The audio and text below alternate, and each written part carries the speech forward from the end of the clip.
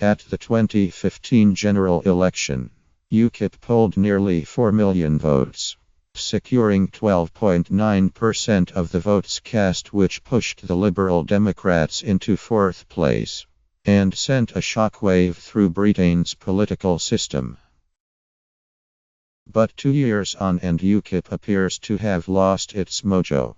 Its only MP, Douglas Carswell, has quit and urged supporters to back the Conservatives in his Clacton constituency. Commentators openly speculate on whether the party can survive without Nigel Farage as leader, while he openly proclaims that his successor, Paul Nuttall, has 6 weeks to prove himself. On paper, the 2015 general election left Ukip poised to make a breakthrough at Westminster. It goes into the election in second place in no fewer than 120 seats, and has been regularly securing more than 10% in the polls. For a third-place insurgent party, it should provide a solid base from which to launch a parliamentary challenge. But instead it is being labeled as yesterday's party. The most obvious reason is that it won its anti-EU crusade. David Cameron conceded its central demand for a referendum. The Brexiters won. And now Theresa May has moved firmly onto their territory in her rhetoric on both hard Brexit and immigration. The test then for the new leader, Paul Nuttall, is whether he can show that Ukip is more than a single-issue party and sustain its position as a far-right populist party. The new leader has abandoned any pretense of fighting a national campaign and made clear that the party goes into this election targeting its reduced resources on a handful of mainly Labour seats. The list of seats where Ukip requires a swing of 5 percentage points or less to win is, however, short. At the top is Thurrock in Essex, which is a 3-way marginal. Thanet South, where Farage was 2,800 votes behind in 2015. Hartlepool, Boston and Skegness in Lincolnshire. Heywood and Middleton in Greater Manchester. And Dagenham and Rainham in Essex.